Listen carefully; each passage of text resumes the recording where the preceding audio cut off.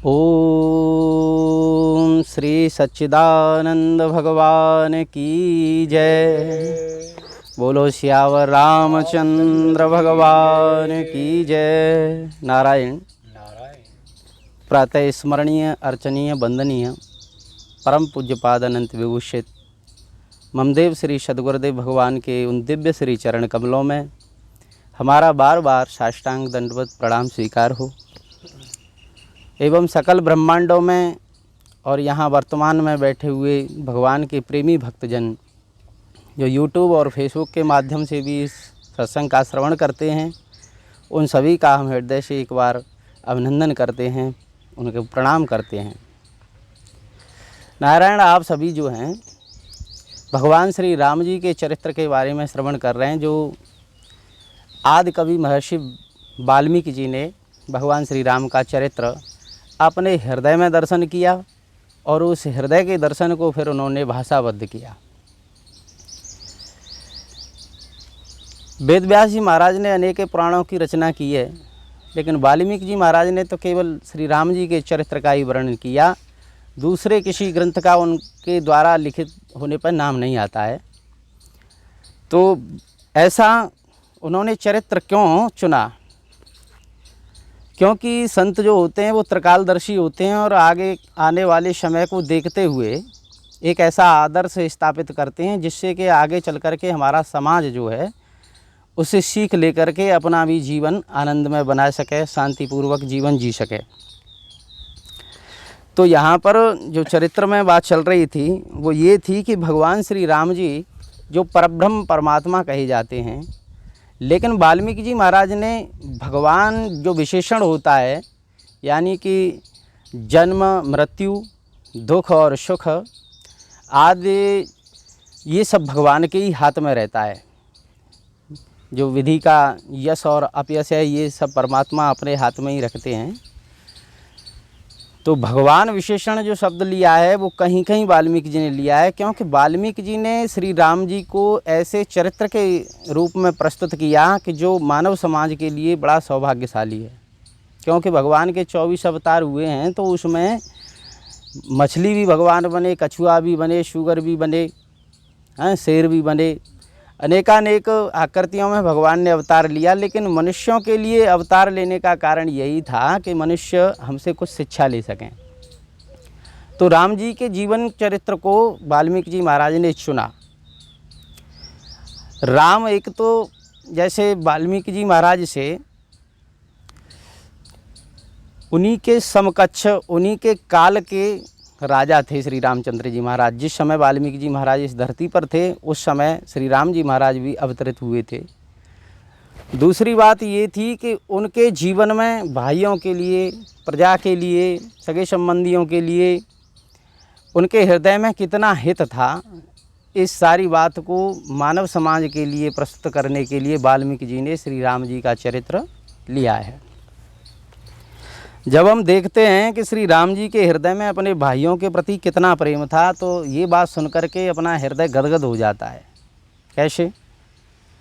बचपन की बात है कि श्री राम जी को जब कौशल्या माता बिस्तर पर सुलाती थीं तो उस समय राम जी को नींद नहीं आती थी। कौशल्या मैया पूछती कि बेटा क्यों नहीं सो रहे हो, क्यों नींद नहीं आ रही है, क्या कारण है? तो बोले कि लक्ष्मण कहाँ हैं, लक्ष्मण मेरे साथ सोएगा तो मुझे नींद आवेगी। लक्ष्मण जी की इतनी चिंता, और जब लक्ष्मण जी बुलाए जाते तो दोनों भाई विश्राम करते, सोते। इसी तरह भोजन के बारे में बात आती है तो श्री राम जी कभी अकेले भोजन नहीं करते थे, अपने सभी भाइयों के साथ ही भोजन करते थे।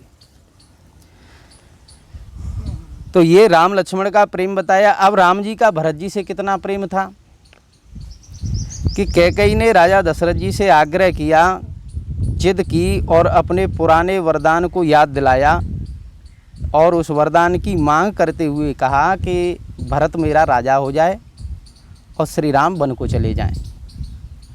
ये दो वरदान कैकेयी ने दशरथ जी से मांगे। राम जी ऐसे महान थे कि उन्होंने कैकेयी की जिद को, दुराग्रह को, दुर्भाव को प्रसन्न चित्त से स्वीकार कर लिया। कोई भी भाव राम जी के हृदय में ऐसा नहीं आया कि माता ने ऐसा क्यों कहा। माता की बात को सुन करके राम जी का हृदय तो प्रसन्न हो गया, लेकिन इस बात से भरत जी के हृदय पर क्या बीती, उनके हृदय में क्या चल रहा था, क्या प्रतिक्रिया हुई। तो जहाँ श्री राम जी महाराज कैकेयी को अपनी माँ के समान यानी माँ ही समझ करके माँ की आज्ञा का पालन करने के लिए सहज स्वीकार कर लेते हैं, प्रसन्न हो जाते हैं बन जाने के लिए। लेकिन भरत वो भी अपनी माता कैकेयी के पास जब आए तो कैकेयी ने कहा कि बेटा तुझे तो राजा बनना है। तो उन्होंने अपनी माता की आज्ञा का पालन नहीं किया। क्यों नहीं किया कि भरत जी ने कहा कि मैं श्री राम जी के बिना राज्य स्वीकार नहीं कर सकता, क्योंकि श्री राम जी सबसे बड़े हैं और धर्म मर्यादा के अनुसार बड़े भाई को ही राज्य मिलना चाहिए।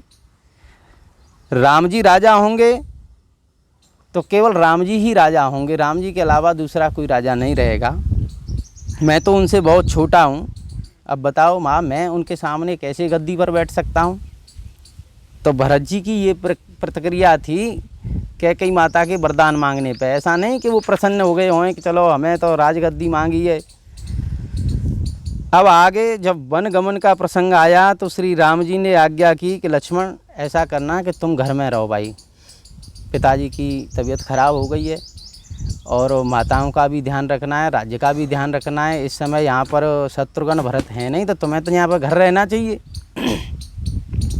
पिताजी माता की संभाल करना। इसी तरह उन्होंने सीता जी से भी कहा कि तुम्हें वन में बड़े भारी कष्ट का सामना करना पड़ेगा, इसलिए तुम भी घर में रहो, तुमको वन जाने की कोई आवश्यकता नहीं है, वन केवल मैं जाऊंगा। लेकिन उन्होंने श्री राम जी के बिना अयोध्या में रहना स्वीकार नहीं किया, न तो सीता जी ने न लक्ष्मण जी ने। उन्होंने कहा कि नहीं नहीं, हमारे तो सब कुछ राम जी ही हैं, हम राम जी के बिना नहीं रह सकते। जहाँ राम जी रहेंगे वहीं हमारी अयोध्या है। तो जो प्रेम अपने पति के प्रति सीता जी का है, अपने बड़े भाई के प्रति लक्ष्मण जी का है, वो वाल्मीकि रामायण में ही केवल देखने के लिए मिलता है। दूसरी जगह तुम्हें ऐसा भाई भाई का प्रेम या पारिवारिक प्रेम नहीं मिलेगा। अथर्ववेद के इस मंत्र का अर्थ बताया गया कि भाई से भाई द्वेष न करे और आपस में भाई भाई प्रेम करें। माँ भ्राता भ्रातरम दुष्ण माँ सुसा रुमत सुसा, बहन बहन से प्रेम करे। जैसे गाय अपने तत्काल पैदा हुए बछड़े को चाटने लग जाती है, कितनी वात्सल्यता दिखाती है, कितना प्रेम दिखाती है, उसी प्रकार हमारे भीतर भी एक दूसरे के प्रति प्रेम होना चाहिए।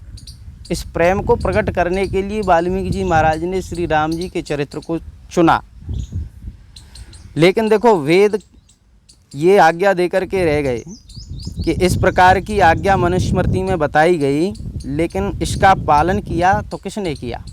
यानी कि भाई भाई के हृदय में प्रेम होना चाहिए, पति पत्नी के हृदय में प्रेम होना चाहिए, पिता पुत्र के हृदय में प्रेम होना चाहिए, सबके अंदर प्रेम का भाव होना चाहिए। ये हमारे वेदों ने, उपनिषदों ने, उपदेशों के द्वारा बहुत बता दिया कि होना चाहिए, होना चाहिए। आज भी सभी वक्ता लोग इसी बात को कह रहे हैं कि ऐसे होना चाहिए। लेकिन इस होने का पालन किसने किया? तो इस होने का पालन तो केवल श्री राम जी ने ही किया। उन्हीं के चरित्र का वर्णन वाल्मीकि जी ने अपनी रामायण में किया। आपके घर में लक्ष्मण भी आ सकते हैं, वो माता सीता भी आ सकती हैं और श्री राम जी भी आ सकते हैं, क्योंकि वाल्मीकि रामायण के अनुसार ये सब मानव रूप में हैं, यानी कि मनुष्य रूप में। तो आज हमारे जो पिता हैं, माता हैं अथवा हम हैं, उनके ही आचरण का अगर पालन करने लग जाएं तो आज ही फिर बड़ा भाई राम बन गया कि नहीं बन गया? ऐसा नहीं कि वो राम जी वही रूप लेकर के आए। आज प्रत्येक मतलब राम का जो आचरण है वो अपने जीवन में उतार सकता है, लक्ष्मण के आचरण को अपने जीवन में उतार सकता है, तो प्रत्येक उन लक्षणों से लक्षित हो सकता है। इसलिए उनका चरित्र हमारे जीवन की एक बहुत महत्वपूर्ण वस्तु है। उससे हमको प्रेरणा मिलती है कि हमें माता पिता के आदेश पर कितना त्याग करना चाहिए। राम जी ने कितना त्याग किया। भाई भाई में, पति पत्नी में प्रेम कैसा होना चाहिए, ये श्री रामचरित्र का वर्णन वाल्मीकि रामायण में बताया गया। वाल्मीकि रामायण में माता सीता के चरित्र का वर्णन तो इतना बढ़िया बताया गया, इतना बढ़िया कि दूसरी जगह कहीं वो मिलता ही नहीं है। इसमें एक जगह श्री सीता जी भगवान श्री राम जी को उपदेश भी करती हैं, वाल्मीकि रामायण में बताया है। तो वहाँ श्रेष्ठता तो भगवान श्री राम की ही है, लेकिन उपदेश माता सीता करती हैं। वो कहती हैं कि देखो स्वामी, हम लोग यहाँ वन में आए हैं, हमने वेश भी महात्माओं का, मुनियों का धारण कर रखा है, और हमारा स्वभाव भी महात्माओं के जैसा है। तो फिर आप जो ये धनुष और बाण साथ में लेकर के घूम रहे हो, ये तुम रख दो, इसकी तुमको क्या ज़रूरत है। जब हमारे शत्रु लोग देखेंगे तो दूसरे बुरे लोग हैं, वे हम लोगों को शस्त्र अस्त्र से सहित देख करके हो सकता है हम पे वन में आक्रमण भी कर दें। भाई हम हथियार लेके घूम रहे हैं, तो हथियार को देख करके हमारा कोई शत्रु भी बन सकता है, तो वो हमारा अनिष्ट करना चाहेंगे। इसलिए स्वामी, धनुष बाण को आप किसी महर्षि महात्मा के आश्रम में रख दो, और फिर वन का समय पूरा अवधि करके उसके बाद में फिर ले चलेंगे, क्योंकि हम लोग वन में निःशस्त्र ही विचरण करेंगे। लेकिन इसका उत्तर जो श्री प्रभु रामचंद्र जी ने दिया वो भी बड़ा सुनने योग्य है। ये माता ने उनको एक सलाह दी, लेकिन भगवान ने इसका उत्तर दिया। जैसे सीता जी ने वनगमन के समय मना करने पर भी भगवान श्री राम जी को डांटा था, यानी कि भगवान ने जब मना किया तो वैसे ही आज श्री राम जी ने यहाँ सीता माता को डांट दिया। उन्होंने कहा कि सीते, तुम ये क्या कहती हो, तुमको पता नहीं मैं तो प्रतिज्ञा कर चुका हूँ कि इस धरती पर मैं सारे दुष्टों का नाश कर दूँगा। मैंने प्रतिज्ञा की है, और इस प्रतिज्ञा को पूरी करने के लिए तुम सुनो कि मैं अपना जीवन भी छोड़ सकता हूँ, मैं तुमको भी छोड़ सकता हूँ, लक्ष्मण को भी छोड़ सकता हूँ, सबको छोड़ सकता हूँ, लेकिन जो मैंने प्रतिज्ञा, जो वचन ली है, उस वचन को नहीं तोड़ सकता। ये चौपाई जो रामचरितमानस में है, रघुकुल रीत सदा चले आई, प्राण जाए पर वचन न जाई। जो व्यक्ति अपने प्राणों की बात कहता है कि मैं अपने प्राणों को भी मतलब त्याग सकता हूँ, तो फिर प्राणों से प्यारी क्या चीज़ हो सकती है। लेकिन मैंने दुष्टों के दलन और सज्जनों के संरक्षण का जो प्रण रखा है, उसको कभी छोड़ने वाला नहीं हूँ। तो ये जो वचन प्रतिज्ञा बताई गई, इस वचन प्रतिज्ञा का पालन अपने जीवन में किसने किया? श्री राम ने ही तो किया। तो श्री राम जी के आचरण से हमें भी वचनबद्ध होना चाहिए। ये वाल्मीकि जी महाराज ने इसलिए श्री राम जी का चरित्र लिखा कि मनुष्य के लिए सर्वश्रेष्ठ। जैसे कि जब नारद जी महाराज से दोबारा वाल्मीकि जी जब मिले अपना जीवन बदलने के बाद में, जब मरा मरा जप करके और राम राम का उच्चारण होने लगा और वो तो ब्रह्म के समान बन गए, तो फिर दोबारा में जब नारद जी से मिले तो नारद जी से उन्होंने यही कहा कि इस वर्तमान में इस धरती पर मनुष्य के रूप में ऐसा कौन है जो जो मनुस्मृति में आचरण बनाए गए हैं मनुष्य के लिए, उनका पालन कर रहा हो। तो नारद जी महाराज ने यही कहा था कि श्री राम जी, दशरथ जी के पुत्र श्री राम जी ऐसे हैं कि जो जो हमारे वेदों ने आज्ञा दी हैं, वेदों की आज्ञा का पूर्णतः पालन कर रहे हैं। यानी कि कोई ऐसी बात नहीं है कि जो उनमें न होए। इसीलिए तो उस गोस्वामी जी महाराज ने कहा कि राम सच्चिदानंद दिनेशा, नहीं तय मोह निशा लवलेशा। श्री राम जी वो तो सच्चित आनंद स्वरूप हैं, वो तो परमात्मा स्वरूप हैं, लेकिन वो मनुष्य बन कर के मनुष्यों के लिए शिक्षा देने के लिए लीला कर रहे हैं, ये मानव की लीला। श्री राम जी के इसी कथन की चर्चा उत्तर रामचरित में, एक उत्तर रामचरित नाम से भवभूति नाम के कवि ने भगवान श्री राम का चरित्र लिखा है, और उसमें उसने लिखा कि स्नेहम दया च सौख्यम च यद्वा जानकीमपे आराधनाय लोकानां मुंचन्तो नास्ति मे व्यथा। भगवान श्री राम जी ने कहा कि देखो मैं प्रेम छोड़ सकता हूँ, यानी स्नेह, जो लोगों से मेरा प्रेम है उसको मैं छोड़ सकता हूँ, दया को छोड़ सकता हूँ, मित्रता को छोड़ सकता हूँ, जानकी को भी छोड़ सकता हूँ, लेकिन संसार का जिसमें कल्याण हो रहा होए, प्रजा का जिसमें मंगल हो रहा होए, उस प्रजा के मंगल के लिए मैंने जो प्रतिज्ञा रखी है इसको मैं कभी नहीं छोड़ सकता, क्योंकि मैं लोगों को आनंद देने के लिए धरती पर आया हूँ। सर्वभूतेषु रमन्ते इति सह राम, यानी समस्त भूत प्राणियों के हृदय में जो आत्मा रूप से बैठा हुआ है वो राम है। तो वो राम किस लिए आए कि वो सबको आनंद देने के लिए आए। इस प्रकार एक प्रजापालक का यानी राजा कैसा होना चाहिए, एक लोक कल्याणकारी मानव का अपनी प्रजा के प्रति, जनता के प्रति जो धर्म होना चाहिए वो हम श्री वाल्मीकि रामायण में श्री रामचंद्र जी के जीवन में देखते हैं।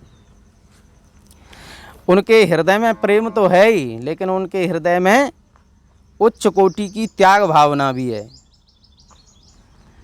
यदि किसी के राम तुरीय तत्व रूप में रहते हों तो वो रहें, वेदांतियों के राम अथवा आत्मा होकर के रहें तो वो रहें।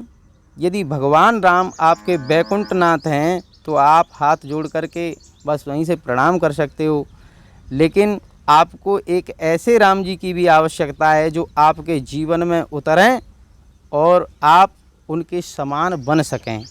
ऐसे ही राम की आवश्यकता है, न कि प्रणाम करके ही काम चल जाए। अपने जीवन में हम राम जी के आचरणों का पालन करेंगे तो शुद्ध जीवन होगा, वेद की आज्ञा का जीवन होगा। कितनी प्रेरणा मिलती है उस समय जब हम ये पढ़ते हैं कि रामो द्विर्नाभिभाषते। इसका मतलब है कि राम ने एक बात जो मुँह से बोल दी उसको दोबारा बोलने का कोई प्रसंग ही नहीं आया। जो एक बार कह दी कि ये बात है तो फिर है, पलटी नहीं। जैसे आज के समय में वर्तमान में लोग बात को बदल देते हैं, उस प्रकार राम जी के अंदर नहीं है। वे दो बार किसी की स्थापना नहीं करते। जहाँ एक ही बार उनको बसाना हो बस एक ही बार में वो बसा देते हैं और इतना दे देते हैं कि फिर उसको आवश्यकता ही नहीं पड़ती, दोबारा मांगना नहीं पड़ता। तो ये जो श्री रामचंद्र जी की विशेषता है ये हमारे जीवन में धारण करने योग्य है। वाल्मीकि रामायण में हम श्री राम जी का ही उज्जवल चरित्र नहीं देखते बल्कि सीता जी का भी उज्जवल चरित्र देखते हैं।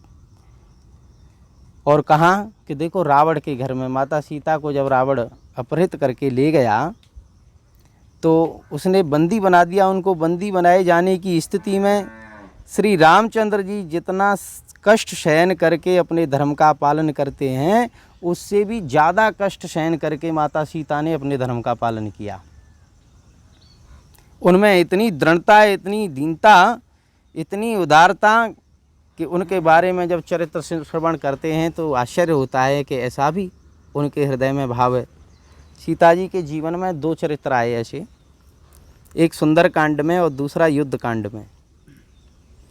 सुंदर कांड में ऐसा प्रसंग आता है कि जब हनुमान जी लंका गए और माता सीता की उस अशोक के वृक्ष पर से स्थिति देखी कि माता कितनी व्याकुल हैं, कितनी भयभीत हैं, कितना वो वहाँ पर रावण की स्वतंत्रता में रह रही हैं। ये सारी अवस्था उन्होंने जब देखा कि राक्षसियाँ उनको सताती हैं, डराती हैं।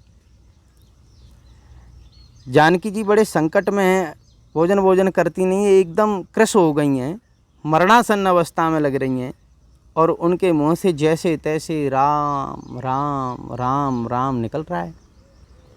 यही तो देखी भगवान श्री राम जी से जब हनुमान जी ने आकर के कहा कि सीता जी कैसे, तो बोले वो तो राम राम के सहारे जी रही हैं बस, और कुछ नहीं। ऐसी अवस्था देख करके जब हनुमान जी ने माता से कहा तो बोले माता जी आप कृपा करके मेरे कंधे पर बैठ जाओ और इसी क्षण मैं आपको श्री राम जी के पास पहुंचा दिए देता हूं। आप जिनके लिए इतना व्याकुल हैं, दुखी हैं, उनसे मैं अभी अभी आपको मिला देता हूं। और कोई राक्षस लोग अगर हमको देख लेगा, हमारे ऊपर आक्रमण करेगा तो मैं उसको भी समझा लूँगा। आप उसकी चिंता बिल्कुल मत कीजिएगा, मैं सारे राक्षसों का दलन करने में समर्थ हूँ। क्षण में मैं आपको श्री राम जी के पास में पहुँचा सकता हूँ। बताओ आप इतना दुखी हो, इतना जो हनुमान जी ने देखा, जिस कष्ट के कारण पूछा। लेकिन माता जानकी हनुमान जी से कहती हैं क्या अद्भुत बात बोली। बोले देखो हनुमान, रावण तो मुझे ज़बरदस्ती उठा करके लेकर के आया है ना। श्री राम जी और लक्ष्मण जी उस समय वहाँ नहीं थे, मैं अकेली थी, विवश थी, और उस समय रावण ने मुझे ज़बरदस्ती उठा करके रथ पर बैठा लिया और यहाँ ले आया। बस वही मेरे जीवन की एक पर पुरुष का एक बार बलात् जबरदस्ती मतलब स्पर्श हुआ था। अब मैं जानबूझ करके पर पुरुष का स्पर्श नहीं करूँगी, क्योंकि ये मुझ पतिव्रता के लिए अधर्म की बात है। भाई वेदों में ऐसी आज्ञा नहीं दी गई है कि पर पुरुष का आप स्पर्श करो। दूसरी बात यह है बेटा कि यदि तुम मुझे रावण के अनजाने में यहाँ से उठा कर के ले जाओगे तो जैसी चोरी रावण ने की है वैसी ही चोरी तुम्हारी मानी जाएगी। माता जी वहाँ हनुमान जी को समझा रही हैं, इसलिए मैं तुम्हारे साथ बिल्कुल नहीं जाऊँगी। मुझको यदि यहाँ से लेकर के चलना है तो श्री राम स्वयं समुद्र पार करके यहाँ आवें और इन दुष्टों का दमन करें, लंका पर विजय प्राप्त करें और मुझे जीत करके अपने साथ ले जाएं। ये काम बेटा केवल राम के योग्य है। सत्यम प्रतिष्ठम भवेत, इसलिए चोरी के बदले चोरी करना अच्छी बात नहीं है। ये तो राम जी के बस की बात है कि वही करेंगे। कुछ बदला लेने की वृत्ति सर्वथा ही अनुचित है। अब हनुमान जी क्या उत्तर दें? में जब माती जाने के लिए तैयार नहीं है तो हनुमान जी चुप हो गए। इतने कष्ट में रहने पर भी, इतना वियोग व्यथित होने पर भी सीता जी का श्री राम जी के प्रति अमिट प्रेम है। वो राम जी से ऐसा नहीं कि राम जी से वो गुस्सा हुए कि क्यों नहीं आए, वो तो राम जी से अटल प्रेम रख रही हैं। तो बात यहाँ बताई जा रही है कि वो हनुमान जी को अपने बेटा के समान मानती थीं और बेटा ही कह के बोलती थीं, फिर भी हनुमान जी के कंधे पर चढ़ कर के श्री राम जी के पास जाना पसंद नहीं किया। क्यों नहीं पसंद किया? क्योंकि वो पतिव्रता हैं, उनमें अपने पतिव्रत की निष्ठा है। वो धर्म पालन में चाहे जितना भी कष्ट सह लें और सहने के लिए तैयार हैं, परंतु उससे विचलित होना वो पाप समझती हैं। तो ये धर्म की मर्यादा ये बताई गई कि जैसे माता पिता गुरु हमें कोई कार्य बतावें और वह कार्य में अगर हमें अपना लाभ दिख रहा है तो हमने आज्ञा पालन करो, ठीक है ना, सही है कि आज्ञा पालन तो किया, लेकिन अपना लाभ देख के आज्ञा पालन करो। हमने आज्ञा पालन तो जब होता है कि जब कष्ट मिले, उसमें कोई कार्य बताया जाए, उस कार्य को करने में हमें कष्ट मिल रहा हो और हम बोलें हम न करेंगे, ऐसा जाए हम पर नहीं होगा ये कार्य, तो फिर ये धर्म का पालन नहीं है। कष्ट भी सह करके अगर हम कार्य को पूरा करें आज्ञा पालन को, तो फिर धर्म का ही पूरा पालन माना जाएगा। तो सीता जी के चरित्र में ऐसा ही बताया गया। सीता जी के जीवन में दूसरा एक प्रसंग और आता है, जब भगवान श्री राम जी की जीत हो गई और हनुमान जी मैया को समाचार देने के लिए आए कि ऐसे ऐसे रावण का तो संहार हो गया, सारे राक्षस मारे गए और माता प्रभु श्री राम जी ने लंका पर विजय प्राप्त कर ली है। अब विभीषण जी वहाँ के राजा हैं, ये बताने के लिए आए। उन्होंने कहा, सब बात बताई। फिर हनुमान जी बोले कि माता, यहाँ की ये जो राक्षसियाँ हैं, मैंने इनको देखा कि आपने इनको बहुत कष्ट दिया है, तो आप कहो तो थोड़ा सा इनसे न बदला ले लें, नोच दूँ इनको या रौंद दूँ, क्या कर दूँ, मार डालूँ? इन्होंने आपको इतना सताया है, ऐसा व्यवहार करना चाहिए, तब हमें इनके साथ भी ऐसा ही व्यवहार करना चाहिए। ये आज्ञा माता आप मुझे दो, मैं चाहता हूँ मैं थोड़ा सा इनको बदला दिखाई दूँ, आपको कष्ट दिया है इन्होंने। तो हनुमान जी की ये प्रार्थना सुनने के बाद माता ने उत्तर दिया, वो कितना सुंदर है। उन्होंने कहा कि तुम क्या कह रहे हो हनुमान, ये आर्य पुरुष श्रेष्ठ पुरुष का ये लक्षण नहीं है, ऐसी बात फिर अपने मुंह से कभी मत कहना। लोग कहेंगे कि श्री राम जी का सेवक तो स्त्रियों के ऊपर प्रहार करता है। अब ये धर्म की बात है ना कि पुरुष को स्त्री पर हाथ नहीं उठाना चाहिए, लेकिन ऐसी स्थिति अविवेक की आ जाती है कि उठ जाता है, तो वो धर्म का पालन नहीं है उस समय।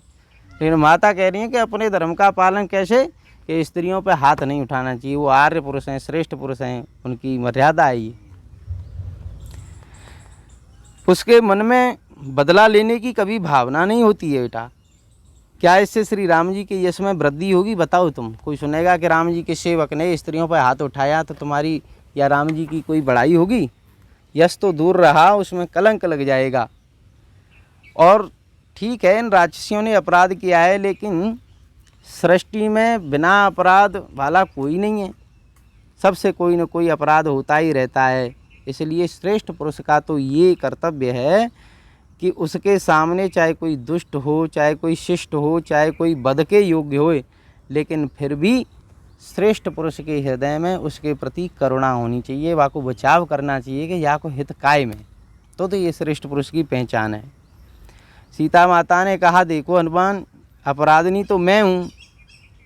हनुमान जी बोले, माता कैसे? बोले, इसलिए कि जब मारीच ने मुझे धोखा देने के लिए मरते समय श्री राम जी का नाम लेकर के पुकारा, तो लक्ष्मण तो उसकी माया को जान गए और मुझे अकेली छोड़ करके जाना ही चाहते थे, परंतु वो जाना नहीं चाहते थे, लेकिन मैंने उनको ज़बरदस्ती यहाँ से भेजा। ये मैंने अपराध किया, मैंने उनसे कटु वचन बोले और उस अपराध का ही फल मुझे ये मिला है कि मैं आज उनसे दूर हूँ और यहाँ लंका में रावण के यहाँ पर हूँ। तो इस प्रकार माता कहती हैं कि जो अपराध के प्रतिफल जो मुझे मिला है, उसी अपराध का ये परिणाम है कि आज रावण साधु के यानी कि सन्यासी के वेश में, त्रिदंडी के वेश में आया था और मैं उसको पहचान नहीं सकी, क्योंकि मैंने लक्ष्मण जी का अपराध कर दिया। उस अपराध के कारण मेरी बुद्धि में रावण की पहचान नहीं हो पाई। मैं वो मेरे रूप की, माधुर्य की प्रशंसा करता रहा और मैं सुनती रही। फिर मैंने उसका आतिथ्य भी किया, यही मुझे परिणाम मिला। देखो हनुमान, लक्ष्मण जैसे महात्मा का अपमान करने के कारण मेरी बुद्धि ऐसी भ्रमित हो गई कि रावण द्वारा की हुई प्रशंसा को सुनकर के मैं उस पर क्रोधित नहीं हुई। मैं उससे ये भी नहीं कह सकी कि इस समय मेरे पति घर में नहीं है, देवर नहीं है, और मुझे एकाकिनी को देख करके तुम मेरी प्रशंसा क्यों कर रहे हो? अरे तुम कैसे साधु हो, तुम्हें स्त्रियों से क्या लेना देना? मुझे तो ऐसा कहना चाहिए था। इसलिए लक्ष्मण के प्रति जो वचनों का मैंने प्रयोग किया और रावण के प्रति मैंने आदर का भाव दिखाया, बस इसी के कारण मुझे राम जी का वियोग हुआ है। इसलिए अपराध तो सबसे होते हैं। सृष्टि में ऐसा कोई नहीं होता जिससे जीवन में कुछ न कुछ अपराध न हुआ होए।